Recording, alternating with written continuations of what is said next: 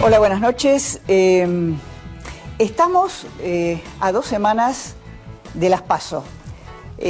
Las PASO que se convirtieron, para algunos analistas, casi en una primera vuelta. Vamos a hablar de los últimos datos, de algunas dudas e incógnitas que aún hay en materia de indecisos, de votos que quizás no puedan medirse. Vamos a analizar también la calidad de las campañas. Y ya está llegando Rubén Rabanal, está muy cerca, porque con Rubén le vamos a contar y le vamos a adelantar cuál es la visión del gobierno sobre lo que viene y lo que puede venir. Y yo además le voy a contar sobre la decisión que ha tomado, aún sin hacerlo públicamente, uno de los principales gobernadores peronistas. Les voy a presentar ya a los invitados en este primer bloque, que son Lucas Romero, de Sinopsis. Lucas, ¿qué tal? Gracias por estar con nosotros. Gabriel Lavinsky. ¿Qué tal? ¿Cómo estás? Y Raúl Aragón. Gracias por la invitación. ¿Qué tal, Raúl? ¿Cómo están? Bien. Bueno, Lucas, a ver, corríjanme ustedes. En el 2015, en las PASO, la diferencia entre Macri y Scioli, ¿qué fue? ¿De 8 puntos? 8 puntos. 8 puntos. Exactamente. Sí, fue un resultado que sorprendió por la performance de Scioli. Se esperaba, incluso algunos especulaban con la posibilidad de que Scioli superara el 40%. Creo que eso lo afectó, el hecho de no haber estado al tanto de esa expectativa. Y el resultado de Cambiemos fue un resultado por encima de las expectativas entre los 3 candidatos que tenía esa primaria de Cambiemos. Recordemos, Ernesto Sanz, Elisa Carrió y el propio Mauricio Macri juntaron el 30% de los votos, y eso en algún punto funcionó también como un impulso para la elección general, ¿no? Raúl, ¿qué diferencia hay, incluso el contexto político, ¿no?, entre las PASO del 2015 y las PASO que tenemos dentro de 15 días? Y el contexto político es muy muy distinto, muy distinto. Por empezar, había un modelo en funcionamiento que ya sabíamos cómo funcionaba. No estoy haciendo un juicio de valor sobre el modelo kirchnerista. Sabíamos cómo funcionaba, y una promesa de otro modelo distinto. En este momento ya vamos a elegir, y creo que es no sé, los muchachos por ahí tienen otro dato, que yo he revisado esto, es por la primera vez que yo sepa que vamos a elegir entre 2 modelos que ya conocimos en la práctica. Y eso genera no solamente una polarización, sino una tensión mucho mayor en la campaña, porque cada uno puede acusar al otro de sus fracasos, y fracasos o errores que no son una especulación, no es una hipótesis, son datos concretos de lo que sucedió durante cada uno de los 2 gobiernos. Así que el contexto es totalmente distinto, y ahí hay que agregar algo más. Macri no tenía ningún deterioro. Hoy lo tiene. Cristina, claro, 4 años. Claro, un deterioro lógico de gestión, digamos. Tampoco estoy haciendo un juicio de valor, pero digo, tiene un deterioro, y entonces eso también cambia el escenario. Y la otra característica es que las 2 figuras políticas más fuertes son los candidatos a vice, ¿no? Es curioso. Es muy curioso eso, sí, es muy curioso. Gabriel, ¿quién hace la mejor campaña? ¿Quién está haciendo, a tu juicio, la mejor campaña? Bueno, a ver, hay muchas características que podríamos decir que resumen una buena campaña, pero más orquestada, que tiene que ver con la coherencia de campaña, con un mensaje simple, más continuado y repetitivo. Creo que en el caso de Juntos por el Cambio ahora, antes Cambiemos y PRO, creo que tiene una continuidad en donde se ve cierta uniformidad en los criterios, en los mensajes, y también con más voceros disponibles para poder recorrer ese mensaje. Eso es una ventaja que me parece que no es menor, la de tener más jugadores en la cancha que puedan expresar con cierta simplicidad el concepto de campaña, el eje de campaña. En este caso quizás sean los logros, estamos sentando las bases, logros de gestión, ¿no? Y dejando un poco de lado también lo que es la crisis económica política, que claramente genera impacto. Ahora, Alberto Fernández, la dificultad que él encuentra es cierta incomodidad con respecto a quien lo ha designado candidato a presidente, ¿no? Porque hay una insistencia obviamente inevitable de parte del periodismo, decir, bueno, usted pensaba esto de Cristina, va a ser esto de...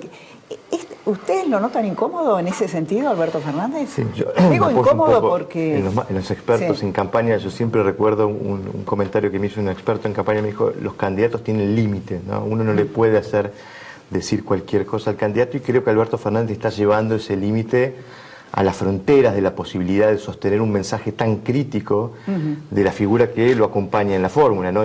Es clara la estrategia de Alberto Fernández. Él sostenía: con Cristina no alcanzaba, sin Cristina no se podía. Ese mantra de Alberto Fernández en algún punto se construye sobre la base de que el triunfo tiene que ser, sobre los votos de Cristina, agregarle algo más. Y en ese agregarle algo más viene esta estrategia de diferenciación, que por momentos es extrema, ¿no? Uno lo escucha a Alberto Fernández, y yo el otro día ponía en Twitter un poco a modo de broma, se confabularon Macri y Alberto Fernández para criticar a Cristina, porque por momentos termina haciendo un discurso muy crítico del kirchnerismo, y hay que ver hasta qué punto ese mensaje es creíble por parte de ese emisor, ¿no? Me parece que ese es el desafío de la campaña de Alberto Fernández. Sí, creo que hace bien la cuestión de la mesura, la prudencia. Claro. Pero la verdad que hace ciertos malabares comunicacionales, discursivos, tiene que hacerlos, quizás no les quede otra. Claro. Sí, los tiene que hacer. Yo creo que es cierto que son malabares discursivos. Y incluso llega al límite, y no sé si en algún momento no lo pase. Yo recordarán que en una entrevista, no me acuerdo con quién, dijo: yo me pongo contento cuando escucho cantar Volveremos o Vamos a Volver, pero quiero que sepamos claramente para qué vamos a volver, porque tenemos que revisar los errores del pasado para no volver a cometerlos. Claro, hay que volver para ser mejores. Sí, ¿no? Sí, y revisar los errores. Eso es una autocrítica o crítica a la gestión de Cristina Kirchner. Hace cosas que están en el límite. Y en el límite para no quedar tampoco pegado al kirchnerismo, porque esto de los medicamentos van a ser gratis para los jubilados suena a kirchnerismo, digamos. No, está bien. Suena que falta plata para bancar eso, sí, pero sí. bueno. No, sí, también, claro, obviamente. Pero es esta cosa del dar, de que el Estado da, etcétera. Lo puso en un límite, mucho más allá de eso no puede ir. Pero creo que se está deskirchnerizando, porque es como decía mi colega acá, él necesita, el kirchnerismo ya lo tiene. Eso no hay que convencerlo de nada. Necesita captar algo de lo que está en el medio, lo que no es ni kirchnerista ni macrista. Entonces eso no es tan sencillo. Ahora, ¿no? Lucas, ¿por qué se ha producido esta polarización? ¿Cuáles son los motivos? Bueno, yo digo, hay cierta pericia yo coincido con... ¿Pericia o pericia? Coincido con Raúl, efectivamente estamos en un escenario en donde los dos principales liderazgos políticos en Argentina tienen un nivel de desgaste, los dos con altos niveles de rechazo en buena parte de la población. Creo que hubo una pericia allí para, tratar de incidir en la confección de la oferta del modo tal que, mejoren sus perspectivas electorales. Y me explico. Los dos trabajaron para desarticular la construcción de una oferta alternativa en el centro que pudiera haber sido una amenaza tanto para uno como para otro. Trataron de quitarle pedazos. La pregunta que yo te hago, ¿le echamos la culpa a Macri y a Cristina? No. ¿O a la impericia de las terceras fuerzas?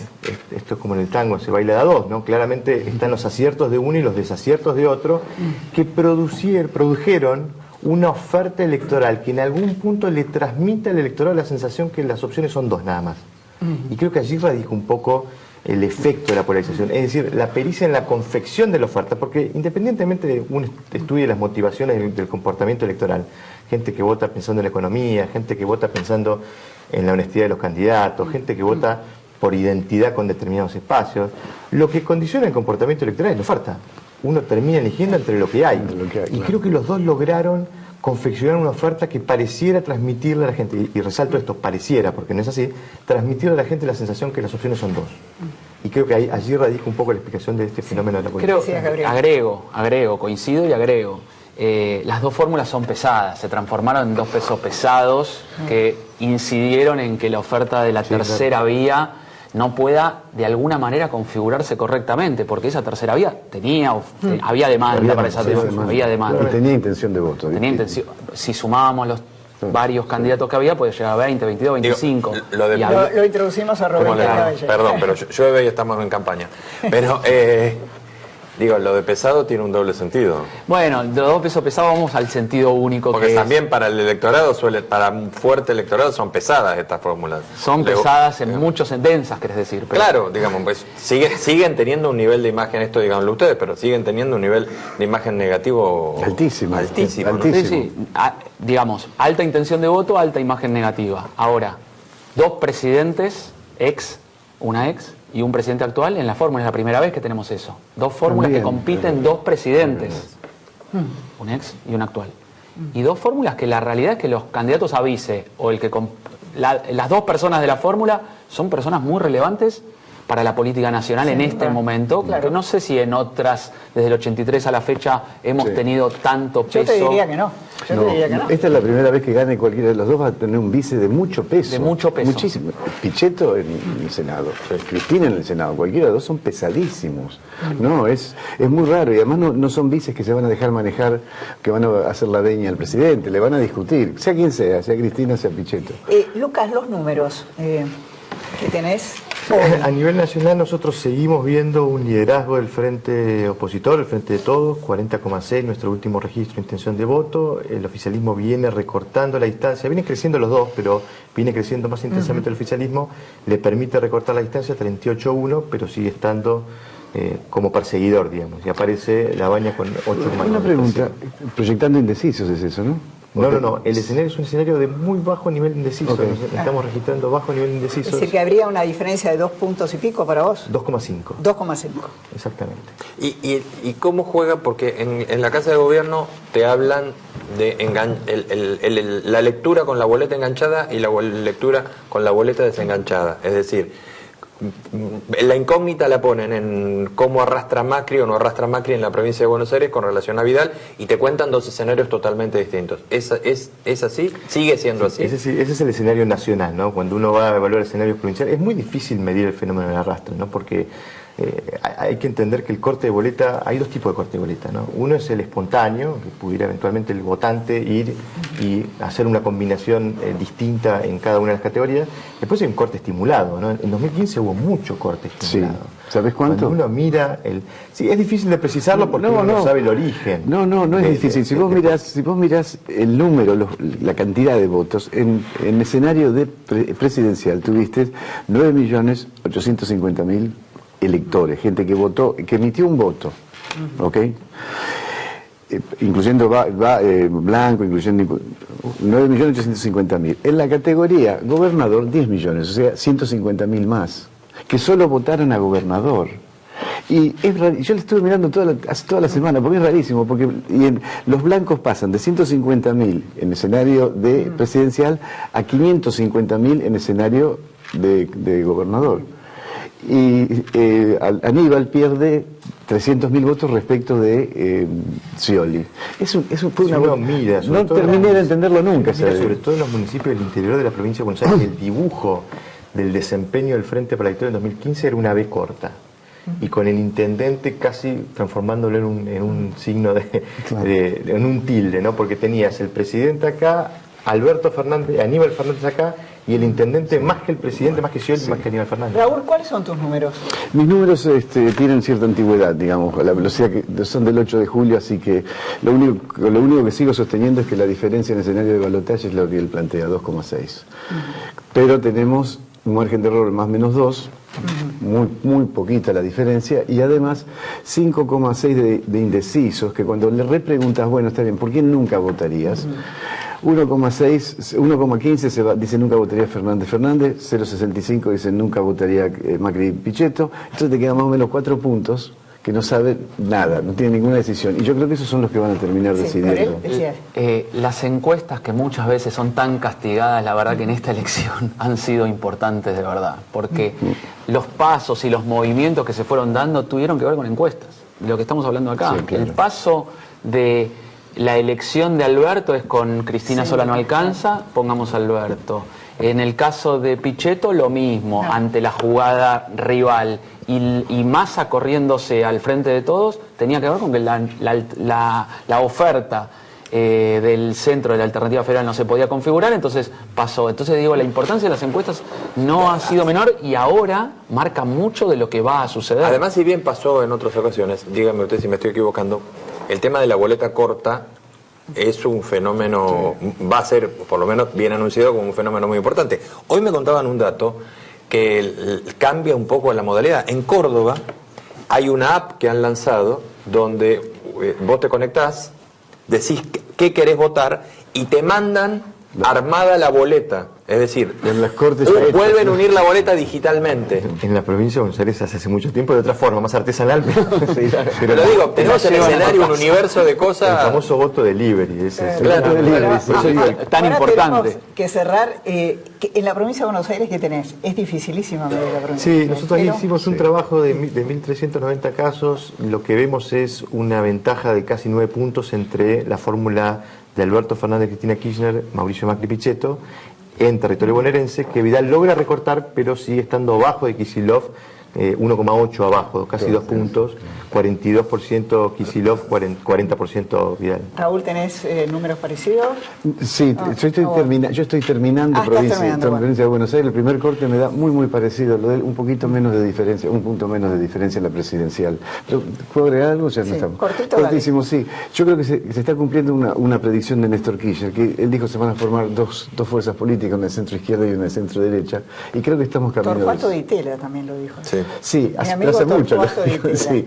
Antes que Kirchner. Antes, Bueno, pero parece ser que ambos tenían razón. Bueno, muchísimas gracias. Por favor, un placer. Gracias. Vamos a un corte y me vas a contar qué está pasando. Anduve en el chusmeando gobierno. por ahí. Me anduve metiendo por donde no me dejaban. Bueno, gracias.